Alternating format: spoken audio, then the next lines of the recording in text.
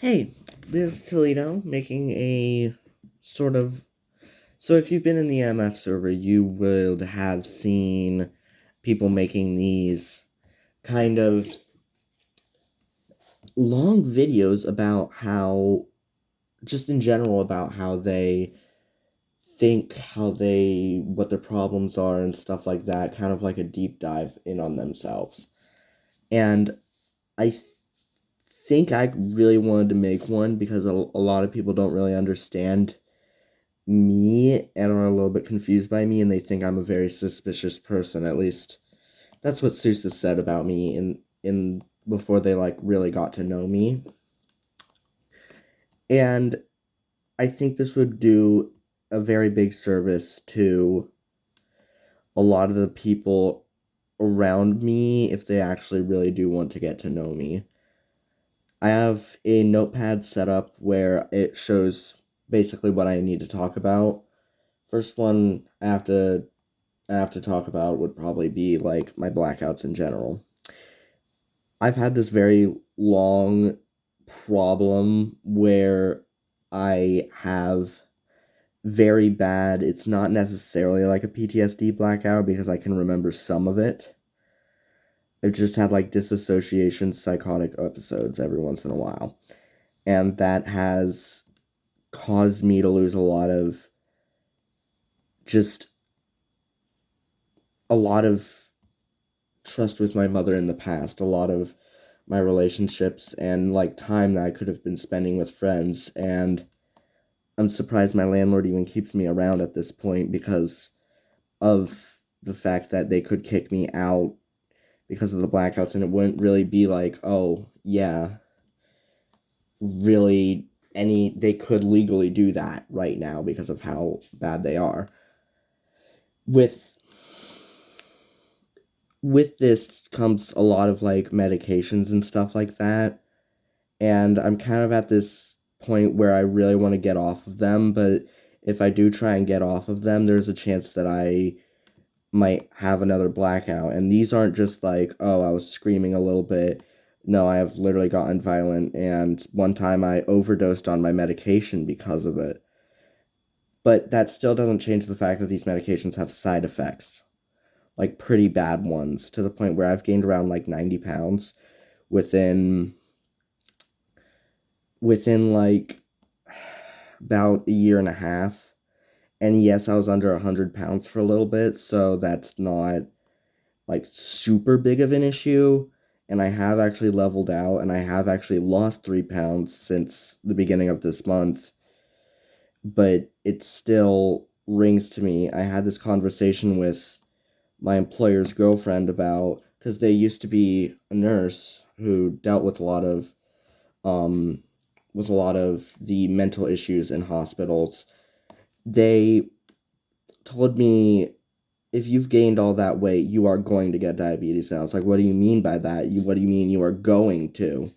She said, everyone gets it on these medications. It's a medication called Risperdal. And the issue with, okay, well, I've talked to her about it, and she doesn't really understand because she doesn't really see the side of me, and nobody really does online, which is why I have so many more online friends than I do IRL friends. They haven't really seen the side of me that has the blackouts, and they've been through like some of the medication side effects and decided to get off of it and still live their normal life, which, yeah, you deserve to be able to do that. That's awesome, and I wish I could do that. But I'm afraid because I don't really stay.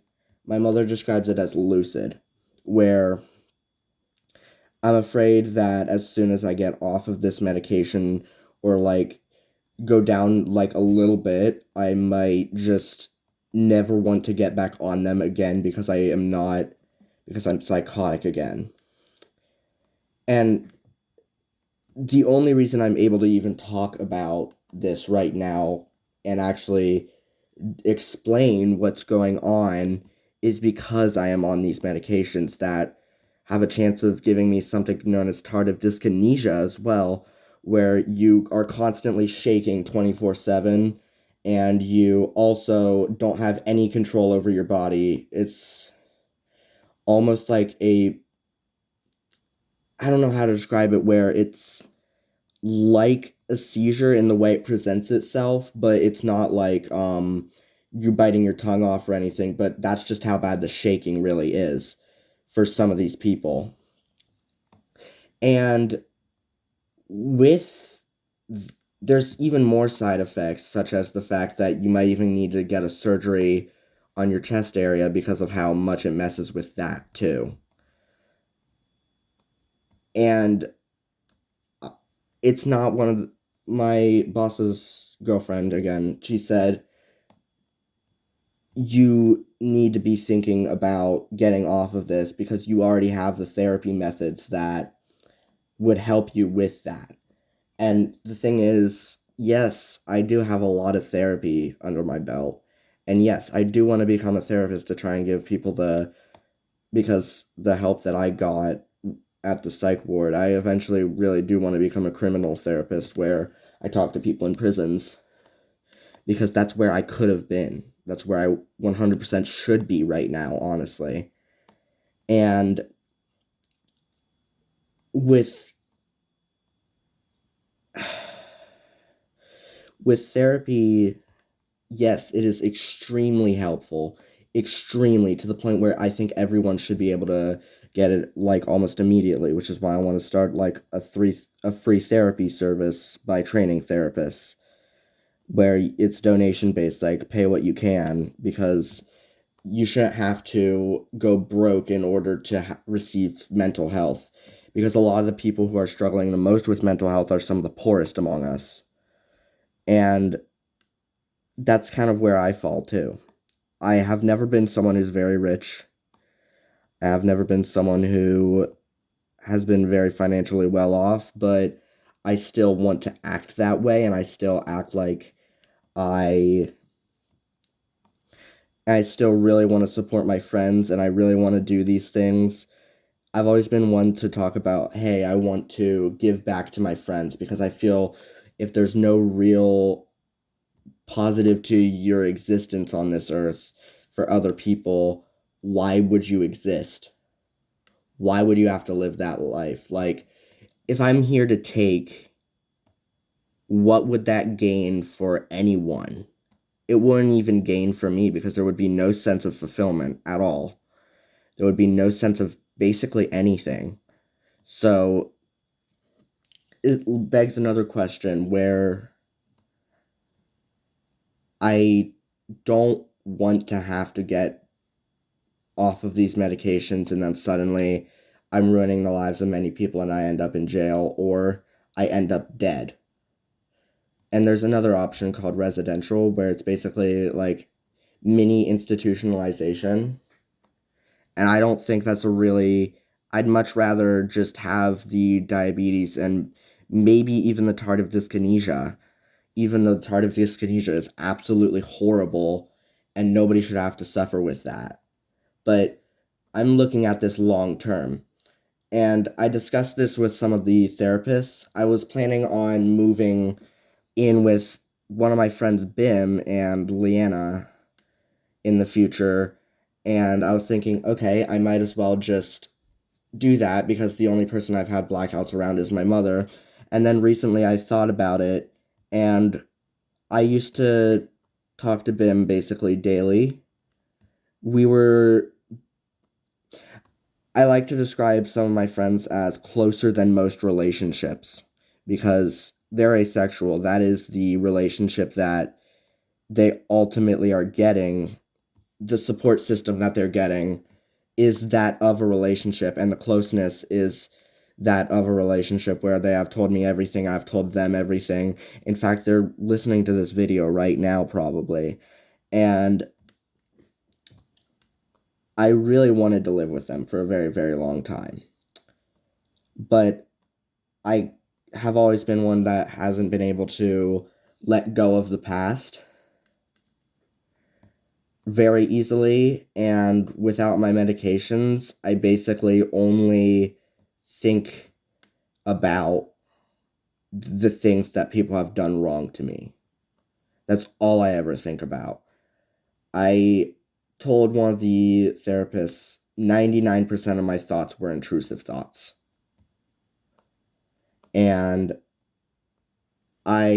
with BIM, I started attacking them over things that they had done years ago. And that's how all of my blackouts start, is I start to attack them over things that have happened years ago, and sometimes things that didn't even happen. Look up false memory OCD.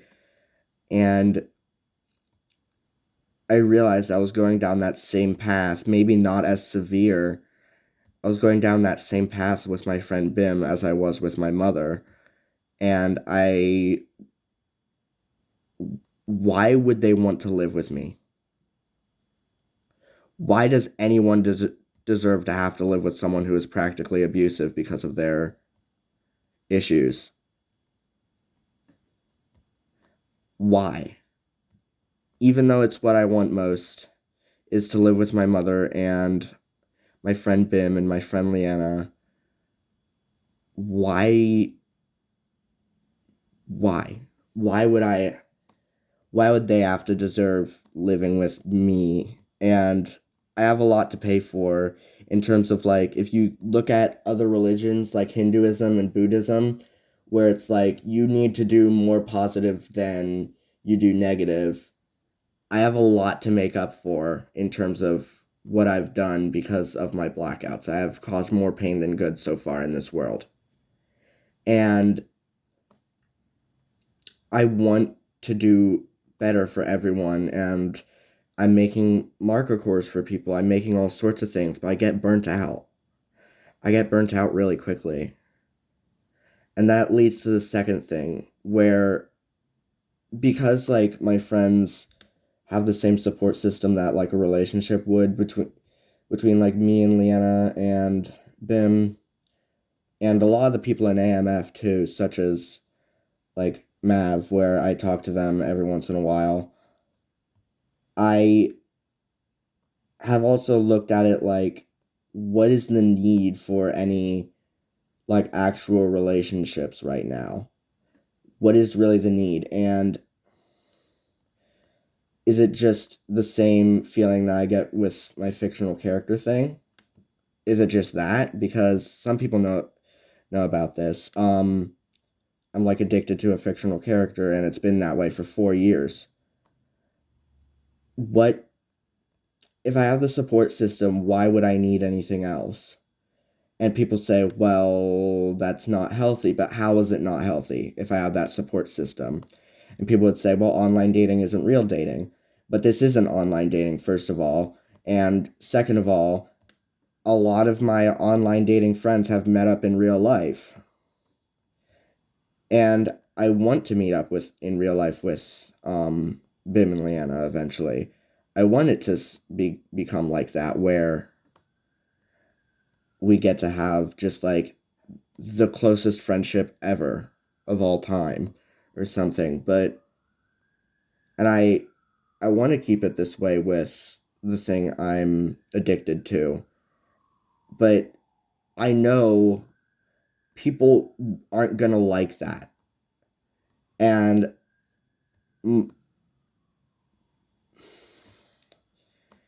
I also don't want to leave my mother behind. And that's not me saying like, oh, my mother relies on me, so I'm just not going to live my dreams. No, I love her to death. I do truly love her. And my dream world would be living with Bim, Leanna, and my mother. But that's just not feasible. I'm going to have to give up Bim and Leanna for that. And, well, at least probably, unless my mother wants to move in like next door or something. But I care about my mother because I don't have any other support system. My mother talks about how, oh, well, you would have loved it if your father was around, but I might not have because of how close I am with my mother, and how throughout the entire medication time, I've actually gotten closer with her because I don't hate her. I don't view her as the worst person in the world anymore, and how much we've overcome, and how I can actually live my life without constantly thinking about the bad things she's done to me and constantly reminding her about it. So that's huge. We actually get along now and we actually know each other, and I'm willing to have the support system I have right now, but I know that's not permanent. I know that's not going to happen. And I know for a fact if I my life is going to get worse if I stay on these medications. My life is going to get worse if I don't stay on these medications. And with the relationship in quotations that I have, not with like Bim or Leanna, the other thing, it's what I'm happiest with, but I know everyone is just so against the thought of that. And I know I don't want to be the fat loser who's stuck at home with his mother 24/7 and relying on his mother for everything, dating a fictional character. Like, that's. Everyone looks at that and thinks, what the fuck, you are so unbelievably much of a loser. Anyways, this video is almost over. There's only one real thing left for me to talk about, and that is, what are the other options on the way out? Well, if you are in the, like, psychiatric community or something like that, I don't know how to describe it. If you are in or if you're in the psychology field, you might think, oh, what about Abilify? Well, that one is mostly used to treat like severe depression and severe self-harm, to the point where it's like I can't stop self-harming because of how angry and sad I am at the same time and depressed I am. That is not necessarily used for psychosis more as it is for like very severe anger and depression at the same time. And another one would be olanzapine, which has the exact same side effects as Risperdal. And then there would be taking a lot of SSRIs, which are like antidepressants, and SNRIs too, antidepressants, anti-anxieties, but that, again, doesn't really treat psychosis. There's a lot of antipsychotic medications too, but all of them have horrible side effects to the point where Risperdal is probably the best one that I could have been put on, besides maybe Abilify, where it has less side effects and it's a lot safer for an antipsychotic, but that's because it's barely even one. That's because it doesn't really work like one. And another option that has been discussed with me is Kava, which I tried it. It sucks. It doesn't do anything. Thank you for at least recommending it to me, because I know it helps for some people. Another option people have talked to me about is weed. And weed doesn't seem like a horrible option, considering I actually know someone who used to have, not exactly blackouts, just like really, really, really, really bad anger issues, who went on weed medically, and it actually basically cured them because they're able to do that instead. But I don't want to be on weed.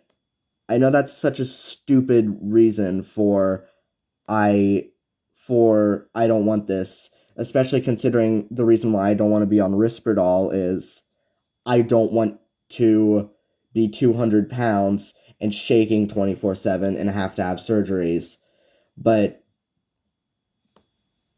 I really don't want to be on weed. What does that leave me as?